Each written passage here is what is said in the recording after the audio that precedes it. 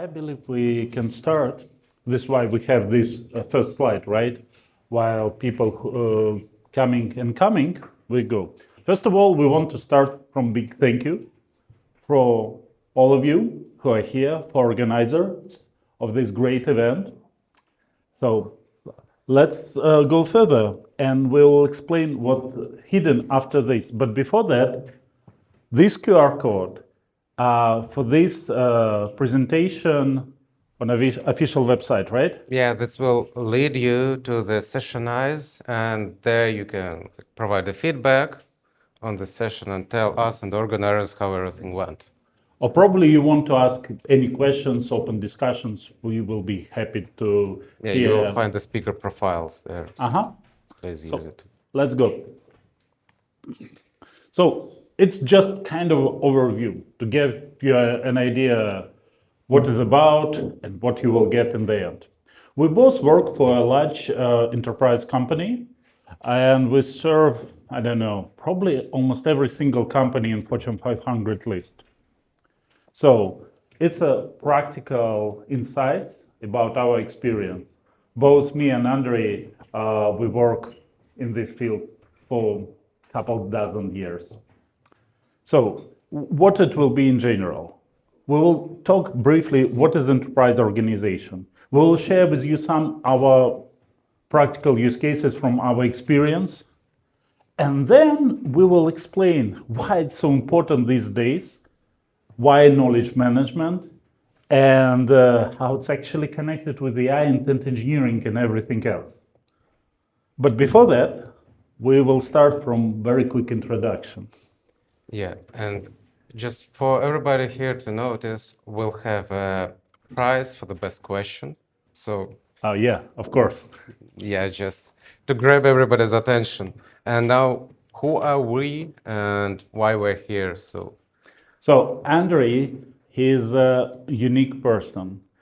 He's a scientist by the nature and training, but applied AI practitioner who makes the reality for very well-known companies to apply AI for many years.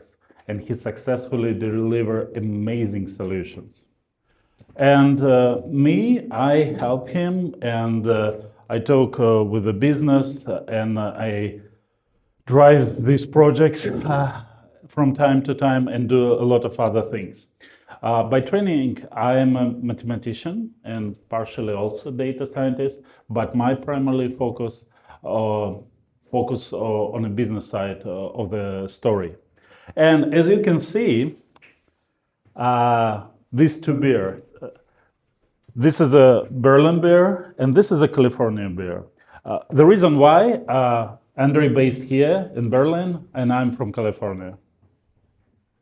So yeah, and if if we put badges, so I'm responsible for solution architecture, and Nick is responsible for business development side of the AI.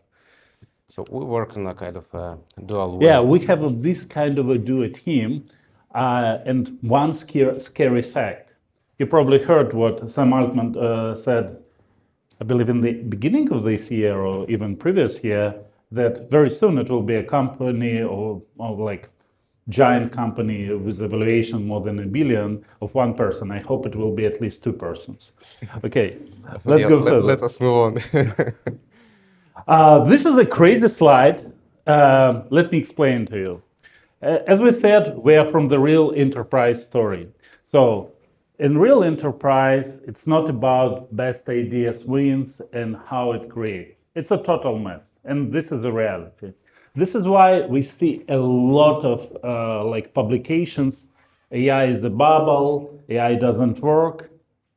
For, I would say, 90% of the cases that something wrong with the whole journey, how to do a real adoption, how to deliver the value for the business. You have multiple silos. You have already vendors in place. You have a lot of internal systems. And everything, of course, they have a budget, they have a cost. And C-level suite, they control that part of the things. But the real value goes through the workflows and business users, how they deliver this value. And you have limitations like IT and security, who can simply cut for a number of reasons very good ideas. So how to survive in this mess? This is what we will share some insight about this today. Yeah, we'll be showing you 3 use cases, like practical use cases, and some of them are already outdated due to like the high speed of the technology, but that still be an interesting journey. So yeah, and the first one, so it started in like 2023, something like this, with a typical enterprise problem. So let us improve the quality of the support. The typical problem, we have a lot of data, we have a lot of tickets resolved, we have all the information, but for some reason, the tech support is still not working at a light speed. The reason is everything is distributed and the knowledge, although it exists, like technically it exists, it's stored somewhere, it is not easily accessible, neither to the support guys nor to the like AI agents, but like back in 2023, there were no AI agents there. So At least people didn't call them that way. yeah. So the approach, let us distill the knowledge.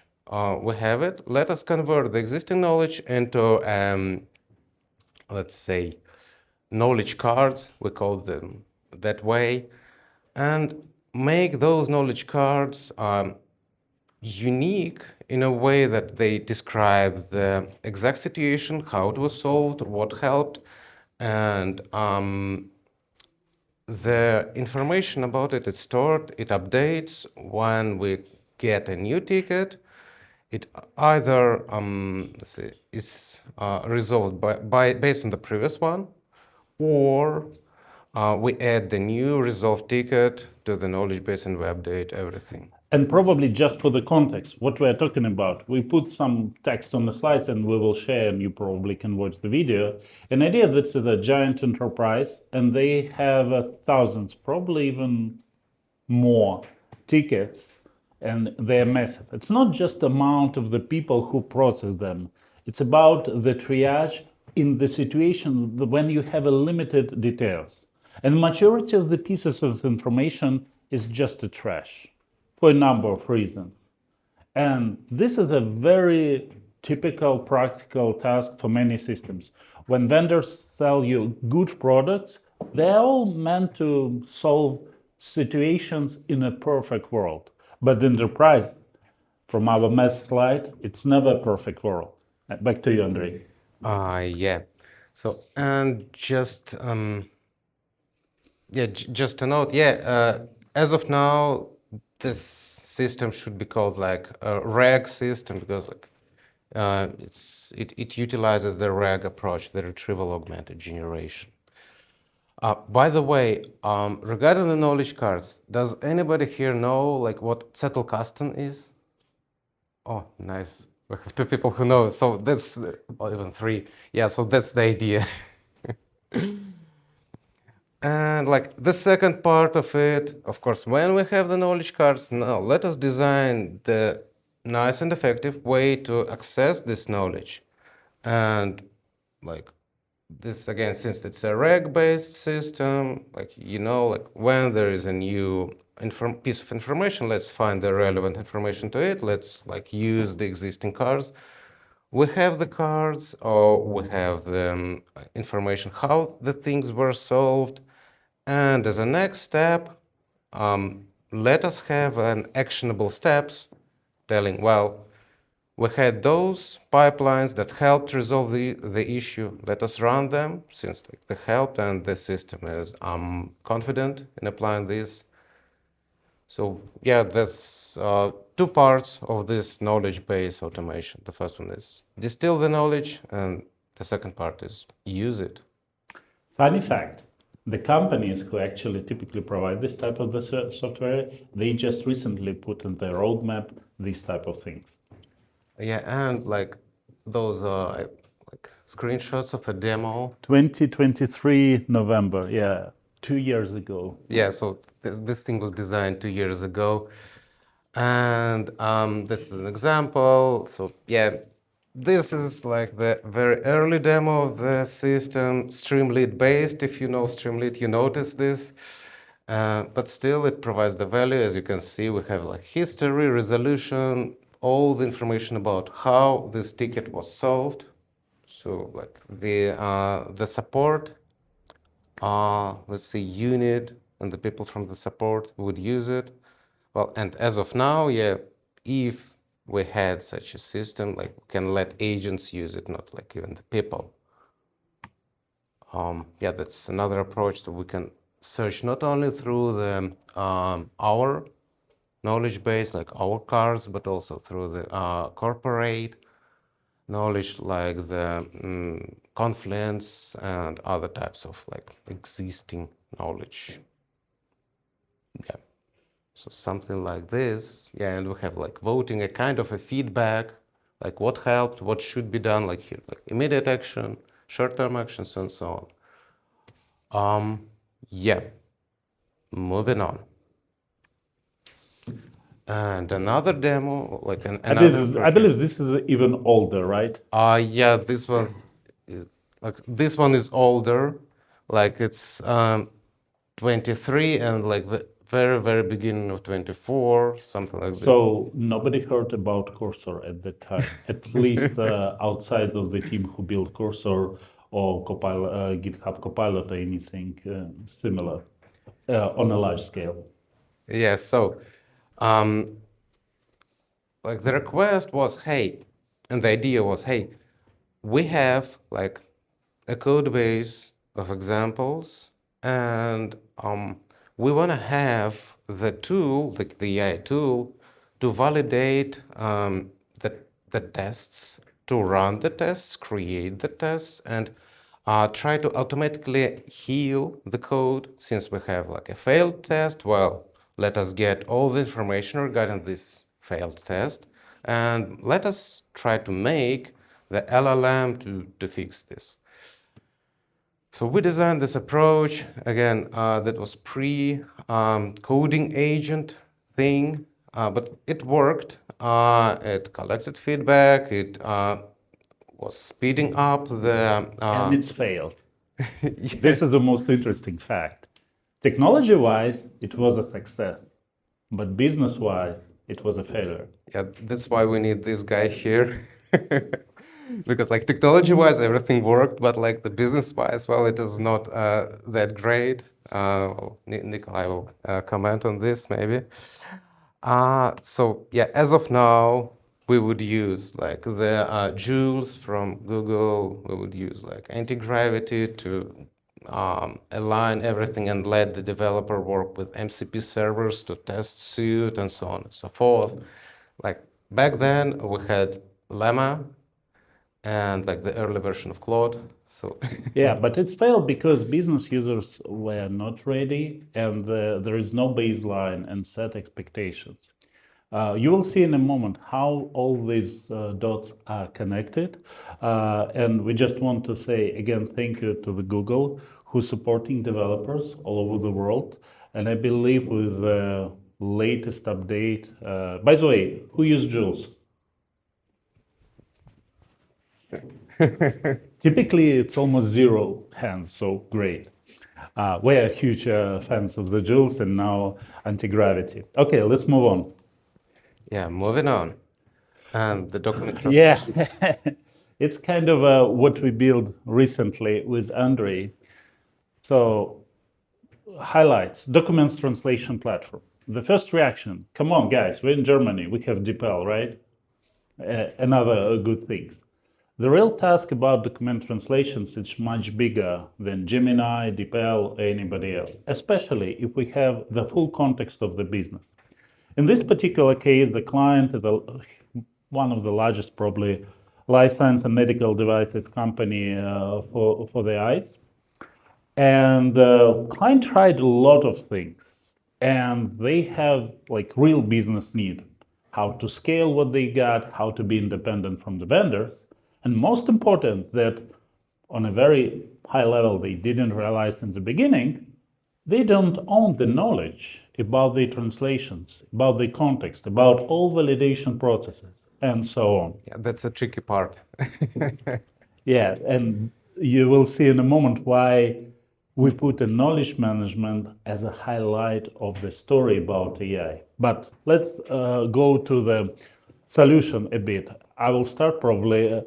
Go. The documents translation platform, how we present it was a crazy thing. So we built, of course, agentic architecture, and we built the solution. And on the very first presentation to quite senior stakeholder who said, this is a kind of a state-of-the-art thing. We use like, at that moment, I believe OpenAI just released Agents SDK, and we said that was like used like 3 days ago. They released it 2 months after the start of the project. Yeah. Even that, yeah. We use bunch of cool technologies, and our message was, but it's already outdated. Imagine the reaction of the business. We bring the solution to our client and we say, it's outdated, but don't worry, it's on a purpose. What will not be outdated? Your knowledge base. And it will be a growing asset with a long-term value. Andrey? Yeah, just a comment here. So do not be afraid in this agentic world and this modern era that you will throw away some parts of your solutions. That's for a purpose. You need to move fast in order to create cool stuff. But yeah, please keep in mind there are some things that should be maintained, and one of the things is your knowledge and like the knowledge about some things. It cannot be easily generated. It cannot be easily replaced, and sometimes it's pretty hard to collect it in a proper way. Yeah. Moving on. So the whole idea was to kind of replicate the process of how the actual translator, actual business user, like the very end user, does their job. And if like we've spent something like a month just talking to the people, like getting to know end business users, not the managers who the actual translators. Yes, because IT managers, just like we draw in our crazy enterprise schema, even they really want to have a success, but success for them is not the same that the success for the people who generate the value. Yeah, just an example here. So when we were talking to the business managers, let's put them so, like IT managers, they were claiming, well, we need to have a nicely translated document, and in their vision, so the input was a document, the output was a document, and like it was like a kind of a magic because they tried the machine translation tools, and they thought that is what the translator team needs. Well, appeared the translator team needs a good translation. They were okay to just recreate the format, to create the document from scratch, but the core thing they were like worried about is the quality of the translation. That's why we had this like an agentic pipeline with like a bunch of agents doing interesting stuff. We even had the sensor agent that verifies over the guardrails, over the corporate guardrails and internal guardrails, the quality of the translation. And like the translator agent, retrieval agent, because like the whole idea was not just to use like machine translation or like asking Gemini or OpenAI to, hey, please translate this piece of text. The idea was to get the already existing translations, already approved translations, and use them as examples, then proofread the new translated part, then again verify if everything is okay with the guardrails, and then have a proper and nice formatting of the whole thing. And then have a feedback loop letting the user fix and improve some parts of the freshly translated document. And then another feedback loop of improving the whole thing, because we would have the feedback on the topics of the translations, not on the single document, but on the whole topic, while we translate some specific topic, like a bunch of documents. And trust me, it's a very simplified version of what's happening there. But the bottom line is that in order to get the value, you need to done a very complex work, and you need to know which users in play and what context of each business situation. Let's move on. Yeah, it's like some like previews of technical demo. By the way, how will we be able to achieve this thing quickly? Obviously, nobody will work with this type of crazy interface that we quickly update, and now they have a proper interface that unfortunately we can't share. Idea was like how to create quick minimum test product. We use humans. So basically, we use people who operate with the tool, and instead of explaining why we have an ugly interface, why we have this problem and this, we're focused on translating documents. And this was kind of a very productive moment. Let's move on. Yeah, so this is like the document review, like the feedback loop for the specific document. And the users were like providing their, let's say, their thoughts, the feedback in a specific format with a specific error codes, how they want to improve something. Of course, our system provides the highlights. So the highlights are for the purpose, so that it's the output of the agentic pipeline. And these highlights, like, well, we translated this part with like this, but the system is not sure, and this is why it is not sure, or, well, please, we need an input from the user on this specific part.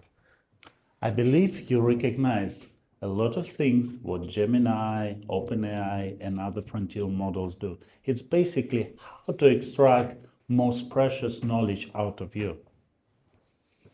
Yeah, and like we were collecting the knowledge from our dear end users. So yeah, and it seems Yeah, have something in obviously common. we're repeating ourselves. We have a pattern. So what common in this? Let's go. I will start probably. So it's not about just delivering quick wins. And this is why all these messages about AI bubble. People think that they catch the use case, they start working it, they spend some budget, and new version of the frontier solution destroys it. Like many startups, many companies. We see this, right? I believe tomorrow something new happen again. So that is why it's very important to operate on two speeds and work on two frontiers, on operational layer and strategic layer. This is a crucial paradigm of the modern world, and this is basically what you see on this slide. It's, at least as of today, a blueprint how to deliver AI solutions for large, mid-sized enterprises. Andrey, you probably can comment. I just don't want to read. Yes, so the idea is you have to have those two layers. Otherwise, you would just stuck on the operational layer, delivering new features, but with outdated technology. And in the end, you would have like this COBOL moment. Who knows COBOL? Okay, now you know what I'm talking about. And the strategic layer, so you have to like have a kind of R&D of what is going on, because new things come, and you also need to plan where to move and how to move, at what speed to move. So that's a pretty complicated stuff if you utilize it on a large scale. And just quick summary about the things. I believe you already get the idea.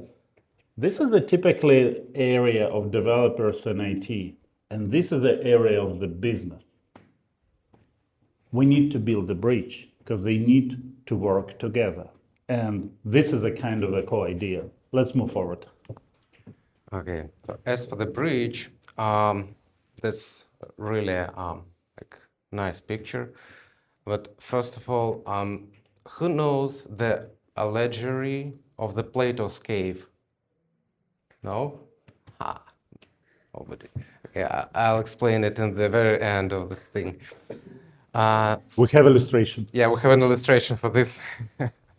So the idea is we have like our environment, the real world where things happen, and we have our knowledge about this world, about the things going on. Let's call this like, since we're talking about enterprise, that's the enterprise knowledge. You can treat it as like the documentation on the Confluence, some pipelines existing, some ontologies described. And the most difficult part is the tacit knowledge, which without any digital trace. Sorry, Yeah, Andrey. so all the knowledge that somehow is documented, yeah, about the real world, because like your knowledge is just the way you, wow, I don't know, we need somebody from the IT here. We need some button press. Yeah, we need Any we button. need to have the button pressed. Okay, Okay, thank we you very saved. much. You saved Thank us. you. Yeah, moving on. Like we're talking about the agentic AI, and now like if Yeah. the electricity goes off. Okay, so the idea is let us have a kind of like ingestion pipeline that would interact with the real world, with the environment, like formulate some hypotheses, try to achieve some goals, then plan how to achieve those goals.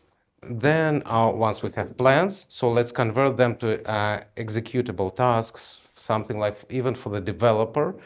And then, since those tasks are operational, they're applied to the real world, to the environment, and we get the feedback of what happened. So, and then we can update our knowledge on the real world, on the environment, based on our actions. It's a kind of like reinforcement learning, if you know the concept. So yeah, this is the same approach, but applied to the business and the huge enterprise. So this was an idea how the system actually should operate. Let's see the system. Concept of the system, I will put this way. But before that, yeah, let's remind about two things.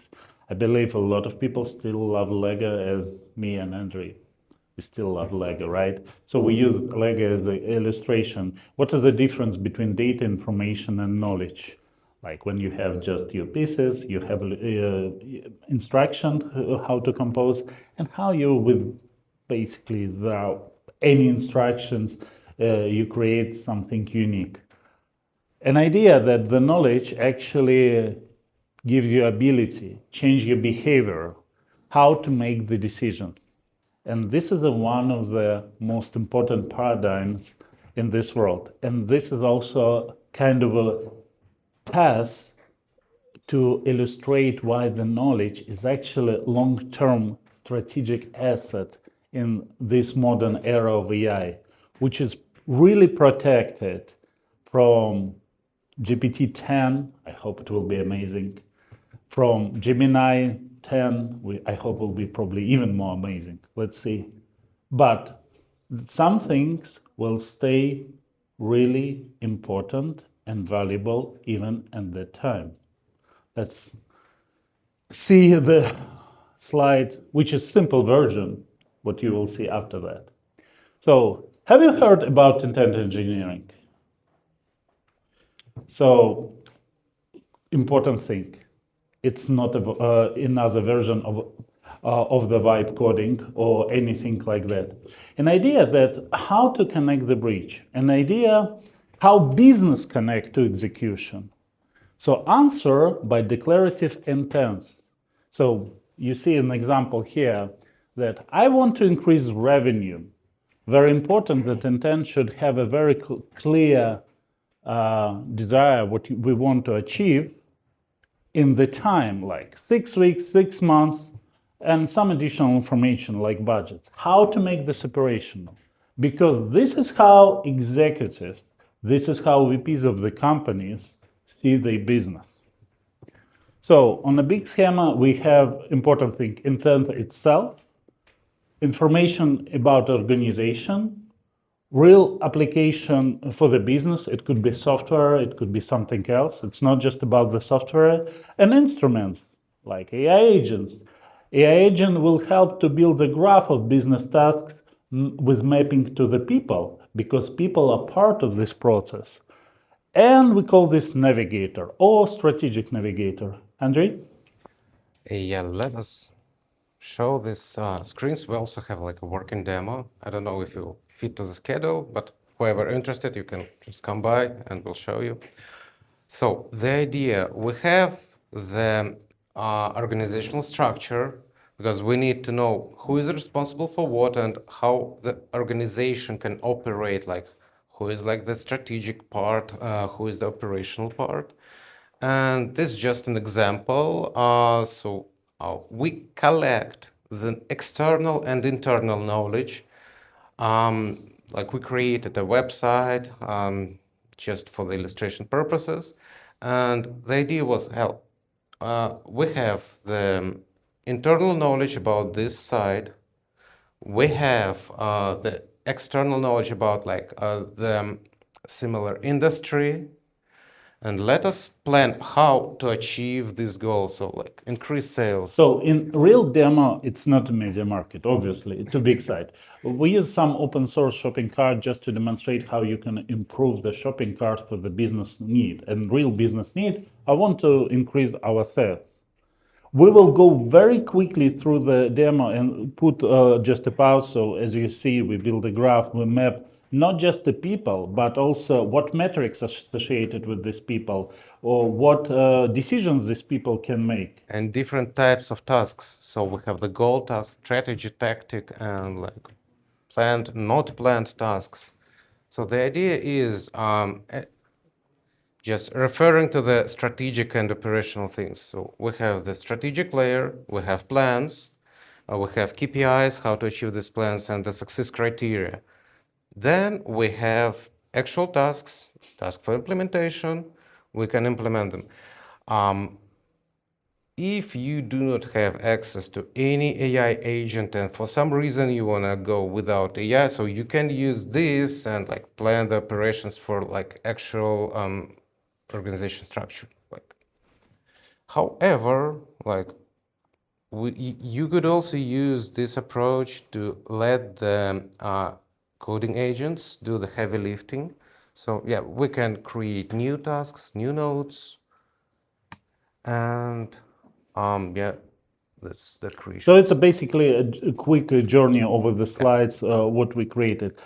Yes. The agents, we have the Yeah. agents.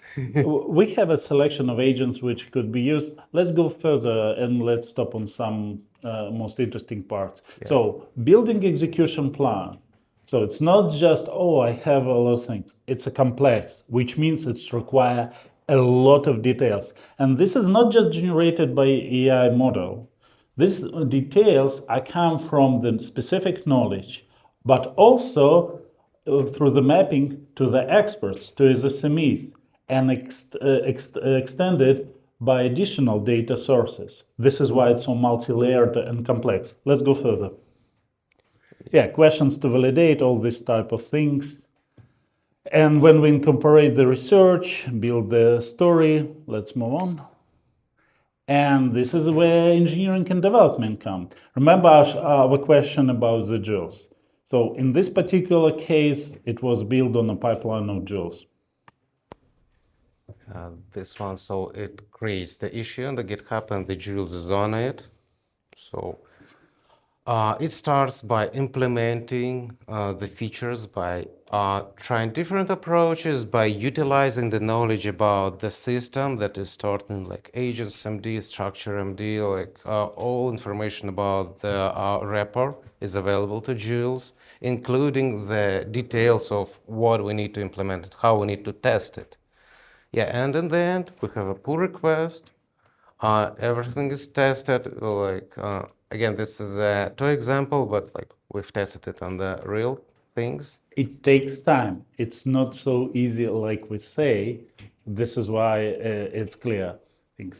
So let's go very quickly because we have one very important slide. Yes, all the steps that go through, we compare before and after, of course, with real A/B test simulation, because the ultimate goal it's not just to deliver the code, but to estimate the real impact of the thing. Just like we outline in our blueprint of two layers structure of the modern organization.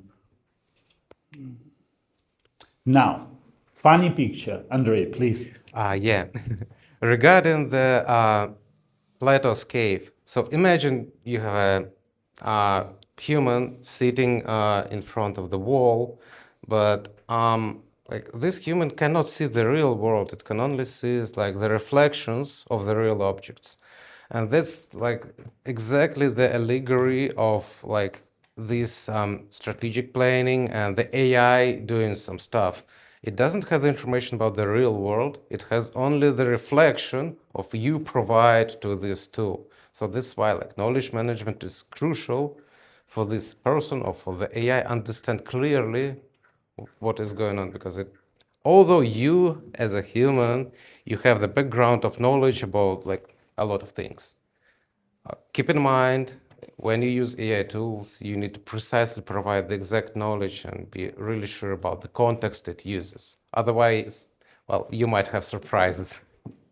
Yeah, unfortunately, we don't have the time that is required to show everything, but the materials will be shared. And please connect with us on LinkedIn. We'll be happy to continue this discussion. If we are right, this is a kind of a roadmap for all major players.